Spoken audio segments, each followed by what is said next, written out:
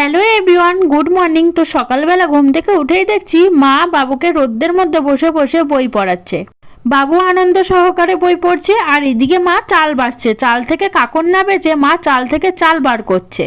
জানি না এই চালগুলো কি চাল। এই চালগুলো তো ভাত করলে দেখি ড্রপের মতো হয়, পুরো প্লাস্টিক। সেই জন্য মা বেছে বেছে করছে, পেটে গেলে অনেকটা খারাপ হতে পারে। আর ওই চাল দিয়ে আমি স্বস্তিক চিহ্ন আঁকলাম, আর সেই চাল মা বেছে এখানে মা ভাত বসিয়ে দিয়েছে উনানে। আমি তো বলবো রেশন থেকে যদি চাল আনো নিশ্চয়ই তোমরা বেছে খেও, অনেক কিছু থাকে। আর চালগুলো তো না বাঁচলেই নয়। তারপরে বাজারে গেছিলাম, সিঙ্গারা বানাচ্ছিল, এখানে সিঙ্গারা পুর দিচ্ছিল আলুতে। আর এদিকে দেখো মিষ্টিগুলো কিভাবে রয়েছে, ছানা, কালাকাত, কত কিছু। খেতে তো খুব মন চাইছিল, কিন্তু মিষ্টি তো খাবো না। এদিকে বাড়িতে চলে এসে খাচ্ছি হচ্ছে মূলো শাক ভাজা, আর খাচ্ছিলাম পালং শাক আর মাছের ঝোল ভাত। সন্ধ্যেবেলা শরীরটা ভালো না থাকাতে এরকম ভাবে বসেছি পুরো ভূতের মধ্যে, আর কম্বলের মধ্যে দিয়ে দেখো আমি চা খাচ্ছি গরম গরম, একটু যাতে ভালো লাগে খেতে। তো এইভাবে বসেছিলাম, আজকে দিনটা এইভাবেই কাটিয়ে দিলাম।